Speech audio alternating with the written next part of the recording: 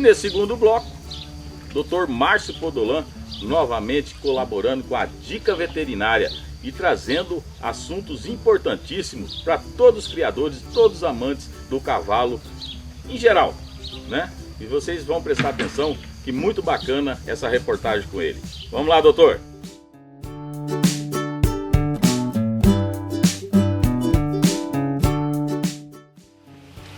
Olá, amigos do Cavalo e Companhia. É um prazer estarmos mais uma vez aqui hoje. E como disse o Dr. Nilson Ricardes, hoje nós vamos falar sobre babesiose, ou nutalhose equina. É uma doença que acomete várias espécies, porém, como nosso objetivo é o cavalo, nós vamos descrever essa doença hoje por conta de ela ser bastante comum e causar prejuízos diretos e indiretos muito grandes nas criações de equinos.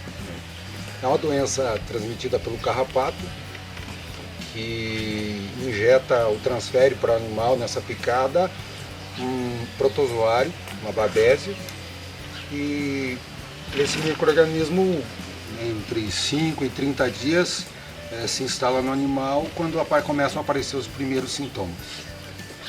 É uma doença silenciosa e capciosa, de forma que mais à frente nós vamos explicar os motivos da importância, sendo que hoje o nosso país tem cerca de 6 milhões de cabeças de equinos. Nós somos o terceiro produtor de equinos do mundo e o primeiro da América Latina. Então são números significantes. Como essa doença é endêmica de países tropicais, que é o caso do Brasil, ela é disseminada pelo carrapato, que é o principal vetor, e ele é disseminado em quase todo o estado nacional. Então acaba sendo uma enfermidade com a qual nós precisamos conviver e prestar atenção, porque ela aparece tanto para animais estabulados quanto para animais de campo, numa incidência maior a animais de campo por conta do contato mais próximo com o vetor. É uma enfermidade também que nos prejuízos indiretos acaba interferindo inclusive na área de reprodução. Cerca de 11% dos abortos são causados por esse tipo de enfermidade. Também é responsável pelo nascimento de potros fracos e natimortos. A frequência dessa doença nos rebanhos imprime a importância dela a nível nacional. Então, ocorre inclusive interferência no mercado internacional de cavalos por conta de que alguns países desenvolvidos, como a Alemanha, Alemanha, Japão, Estados Unidos, são isentos. E as barreiras sanitárias são bastante rígidas para o transporte de animais ou a compra e venda de animais entre países isentos e os endêmicos. Então, quais são os primeiros sintomas dessa doença para que você preste atenção no seu rebanho e possa tomar uma atitude aí para resolver esse problema? A doença se apresenta normalmente em duas formas, uma forma aguda e uma forma crônica. A forma aguda ela é bastante visível. Inicialmente o animal apresenta febre de 41 graus, inapetência, dispneia, mas numa fase mais adiantada, por conta da ação do parasita no sangue, o animal vai apresentar uma anemia bastante importante, mudando a coloração das suas mucosas. Isso pode ser observado, que varia de uma cor amarelo clara a um rosa claro. Numa fase posterior ainda, o animal pode apresentar edemas nas partes distais, de boletos ou até mais acima. Numa fase ainda posterior, esse animal pode ter cólicas recorrentes. E, quando muito debilitado, o animal tende a ficar em decúbito por muito tempo e pode até vir a óbito. Então, na fase aguda é uma doença mais perceptível. Porém, a sensibilidade dessa doença se encontra na fase crônica, porque há de se entender que a babésia é diferente de uma bactéria e um vírus. A babésia é um parasita. Existe uma relação entre parasita e parasitado.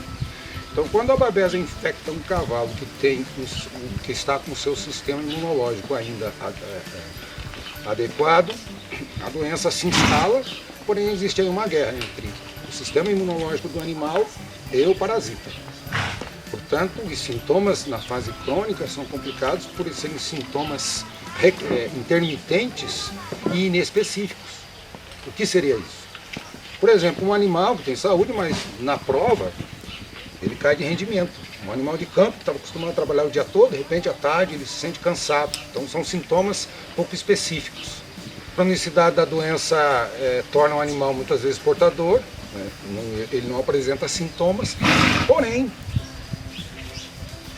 com a submissão desse animal a uma condição de estresse mais elevado, como uma prova intensa, viagem longa ou uma outra doença que faça a imunidade desse animal abaixar, a doença pode aparecer, como doença primária ou até secundária, algum outro tipo de doença. Então, nota-se a importância disso no mercado de cavalos, a necessidade do controle de carrapatos, que é o principal vetor, para que você tenha uma criação de modo adequado, um manejo adequado e a saúde dos animais se mantenha conforme você deseja.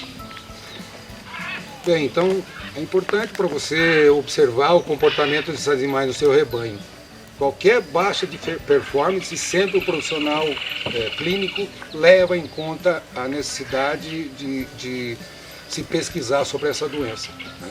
Normalmente o veterinário tira sangue, faz exames laboratoriais complementares e pode fazer a confirmação da doença entrando com um tratamento específico. Normalmente o tratamento, existem tratamentos preventivos para animais de prova que vão sair e viajar fora, podem ser expostos à contaminação, existem protocolos que podem ser receitados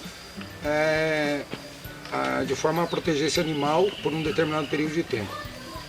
O tratamento da babésia se baseia praticamente em você ministrar ao animal um babesicida, um protetor hepático para esse fígado que está debilitado. Você dá para ele um estimulante de células sanguíneas, normalmente à base de B12, e um antitérmico, né, para controlar essa febre. Beleza? Sendo assim, eu deixo esse recado para vocês. E, em particular, hoje gostaria de mandar um abraço para o senhor Eduel Alves, da Fazenda Manaus, e para o Marquinhos Caniza, dois grandes amigos, grandes conhecedores do cavalo quarto de milha. Sendo assim, agradeço ao Dr. Nilson Ricardes pela oportunidade e deixo para vocês aqui mais essa dica veterinária. Muito obrigado.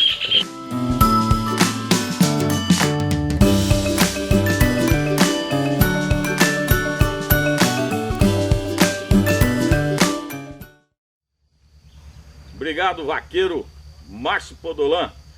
Continua sempre aqui com o Cavalo e Companhia, trazendo seus conhecimentos a todos amantes do cavalo pelo Brasil afora. Muito obrigado. E voltamos a galope!